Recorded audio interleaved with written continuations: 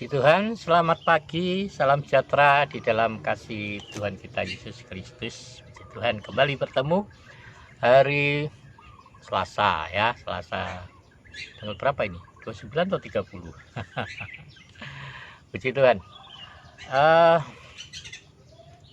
Pagi ini saya mau mengajak saudara untuk membaca di dalam surat Paulus yang pertama kepada jemaat di Korintus, di dalam pasal yang pertama, pasal 1, ayat yang keempat sampai ayat yang ke-9. Ucapan syukur.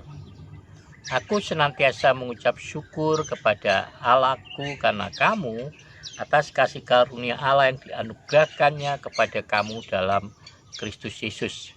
Sebab di dalam Dia kamu telah menjadi kaya dalam segala hal, dalam segala macam perkataan dan segala macam pengetahuan, sesuai dengan kesaksian tentang Kristus yang telah diteguhkan di antara kamu.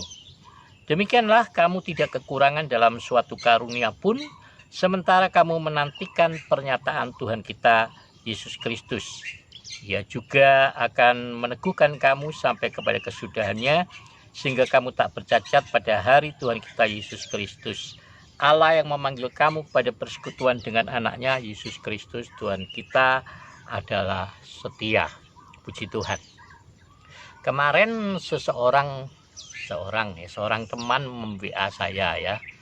Jadi dia ungkapkan begini. Kenapa? Dia katakan bahwa saya itu tambah malas berdoa. Kemudian juga saya itu ya jatuh bangun di dalam dosa begitu, jatuh bangun di dalam kelemahan. 1 minggu hidup kudus, minggu berikutnya ya hidup di dalam dosa begitu. Nah, saya jawab saudara ya. Jadi kamu bukan hidup kudus 1 minggu, hidup berdosa 1 minggu, tidak. Tapi kamu berpura-pura kudus dalam 1 minggu. Ya. Saudara, kita itu terlalu sering lebih memperhatikan perasaan kita. Ketika kita mau berdoa, ketika kita mau beribadah, ketika kita mau melayani, orang seringkali katakan tergantung moodnya gitu, tergantung perasaannya. Nah, jadi pun berhubungan dengan Tuhan juga lebih mengandalkan kepada perasaan. Oh, ada hadirat Tuhan, kenapa? Rasa seneng ya, di gereja seneng ya. Ada hadirat Tuhan, kenapa? Ada orang bilang merinding. Ada setan merinding ya. Nah, kita tidak bisa fokus pada perasaan, tidak bisa sekedar memperhatikan perasaan kita. Kenapa? Karena perasaan ini akan berubah-ubah saudara, sesuai dengan kondisi keadaan yang terjadi di sekitar kita. Keadaan yang menyenangkan akan cenderung juga menyenangkan hati kita ya, tapi keadaan yang menyusahkan akan juga cenderung membuat hati kita juga gelisah saudara ya. Jadi perasaan itu seringkali memainkan ya peran di situ. Nah, tetapi sebagai anak Tuhan, sebagai orang percaya saudara, kita nggak bisa bergantung pada perasaan kita. Jangan fokus kepada perasaan, itu tergantung dari apa yang kita dengar, apa yang kita lihat, situasi yang kita alami. Jadi firman Tuhan berkata kepada kita, jangan kita tidak berjalan dengan penglihatan kita. Jadi jangan biarkan apa yang terjadi di luar itu mempengaruhi perasaan kita. Tetapi mari kita belajar untuk berfokus kepada kasih karunia Yesus. Katakan oleh Rasul Paulus di sini, aku senantiasa mengucap syukur kepada Allahku karena kamu atas kasih karunia Allah yang dianugerahkannya kepada kamu di dalam Kristus Yesus. Bapa sudah menganugerahkan segala kasih karunia di dalam diri saudara. Bapak sudah menganugerahkan keselamatan di dalam hidup saudara. Bapak sudah menganugerahkan pengurapan Roh Kudus di dalam diri. Engkau memiliki kuasa, saudara. Seperti saya katakan, sebagai anak-anak Allah, kita punya kuasa yang Tuhan berikan. Ya, pertama itu kuasa untuk pengampunan. Ya. Jadi ketika kita merasakan situasi tekanan-tekanan dari orang sekitar kita, mari kita gunakan kuasa itu untuk memberikan pengampunan. Bahkan saya katakan kita kadang harus memberikan pengampunan kepada jiwa kita sendiri. Kalau kita terus-menerus ditekan rasa bersalah, saudara. Saya juga pernah, seperti saya katakan, saya juga pernah meminta orang untuk mengampuni Tuhan. Memang rasanya aneh ya, orang mengampuni Tuhan, tapi saya lihat itu membebaskan jiwa, ya, jiwa yang sudah tertekan berpuluhan tahun. Ya. Jadi Bapak Ibu, Tuhan sudah berikan kuasa itu pada. Yang kedua, Tuhan berikan kita kuasa untuk menciptakan. Kuasa ada dalam lidah bibir kita. Jadi mari kita menciptakan hal yang indah, hal yang baik. Dengan apa? Dengan perkataan kita. Perkataan yang diurapi oleh Roh Kudus. Tapi kalau pikiran kita, hati kita terfokus pada keadaan di sekeliling kita,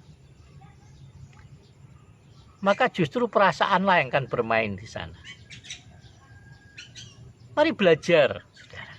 Belajarlah bersama saya, karena saya pun belajar, masih belajar sampai hari ini dan terus belajar. Saya dulu orang yang mudah sekali tertekan. Orang yang sangat mudah terombang-ambing secara emosional. Saya sering ada di dalam masa kesedihan yang terus-menerus, saudara. Kedukaan yang saya nggak mengerti asal-usulnya. Saya juga dulu mudah untuk bersungut-sungut, mudah untuk marah, ya, mudah untuk membenci orang, mudah untuk mendendam kepada orang lain.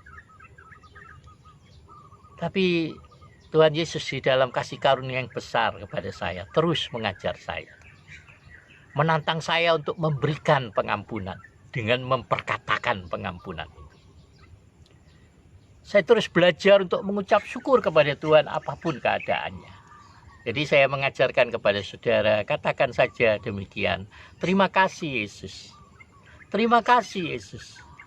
Belajarlah untuk mengucapkan terima kasih Yesus. Keluar masuk rumah, terima kasih Yesus. Ketika saudara sedang bekerja, terima kasih Yesus. Ketika saudara sedang duduk, terima kasih Yesus. Ketika saudara berjalan, katakan terima kasih Yesus. Kalau kita terus memperkatakannya, terima kasih Yesus. Aku bersyukur kepadamu Yesus. Terima kasih untuk anak-anakku. Terima kasih untuk istriku. Terima kasih untuk rumah tanggaku. Terima kasih untuk pekerjaanku. Terima kasih karena aku masih bernafas pada hari ini. Terima kasih karena aku masih bisa beraktivitas hari ini. Terima kasih meskipun gigi ompong, senyum masih tetap manis. Puji Tuhan. Nah, kalau saudara berani memperkatakan terus-menerus, percayalah.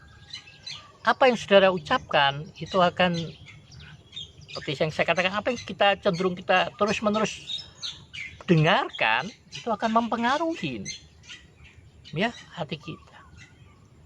Kalau kita memikirkan, mendengarkan, melihat, seringkali tidak melihat apa yang baik, tapi kita belajar untuk mendengarkan apa yang baik dari firman Tuhan, kita akan mulai terus memikirkan firman, merenungkan firman, dan pada akhirnya kita mempercayai firman. Kita memperkatakan firman. Jadi perkatakan firman dan dengarkan sendiri. Nah, ya. Nah. Jadi saya percaya kasih karunia Tuhan besar dalam hidup saudara. Jadi pergunakan kuasa itu.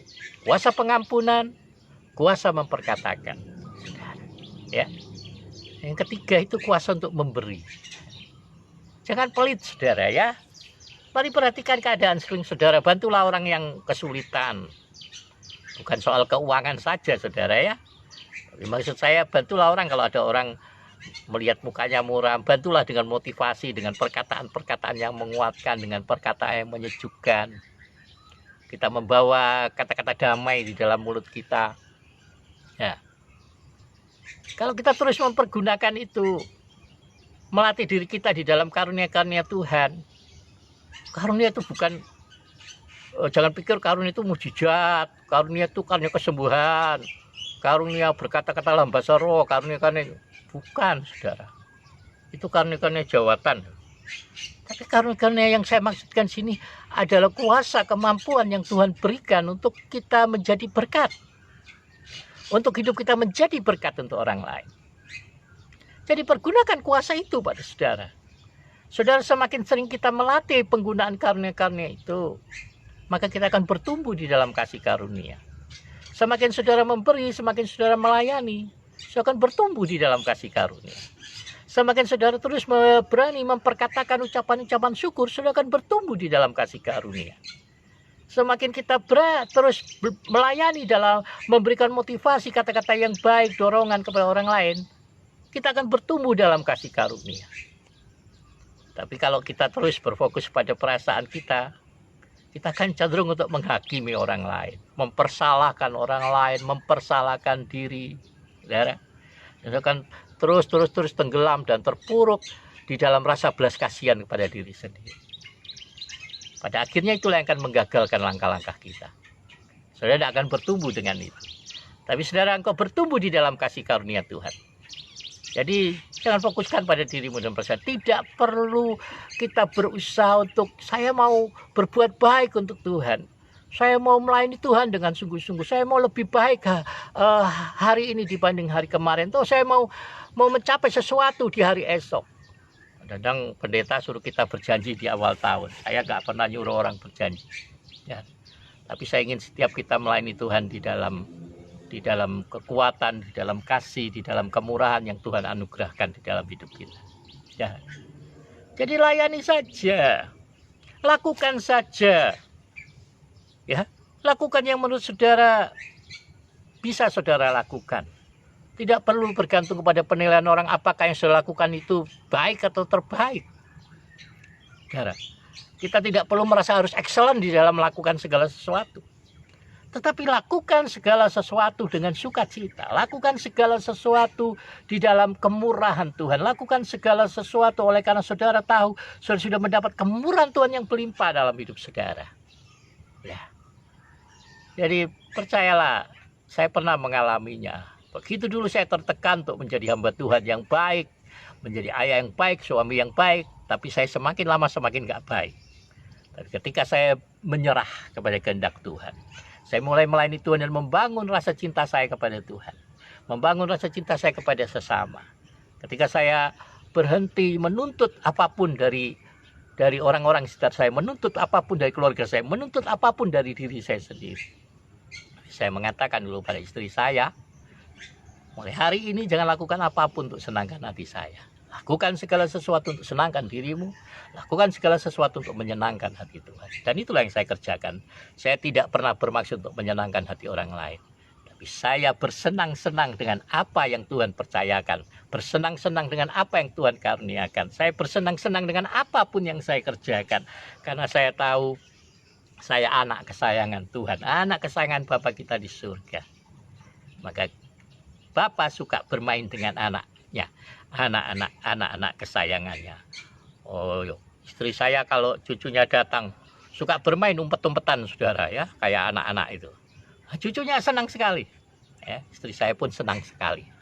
Tapi cucu saya nggak mau main umpet-umpetan sama saya. Haleluya. Tapi kita bersenang-senang, saudara. Mari kita bersenang-senang dengan Tuhan, dengan Bapa kita. Maka sepanjang hari ini dengan semua aktivitas kita, dengan semua kegiatan kita, kita akan bersenang-senang dengan Tuhan. Puji Tuhan, ya. Kita bersenang-senang dengan Tuhan. Mari bersenang-senang dengan Tuhan. Karena Tuhan mau kita bersukacita selalu di dalam Dia. Puji Tuhan, Tuhan Yesus memberkati kita semuanya. Selamat pagi, salam sehat, salam sejahtera. Haleluya.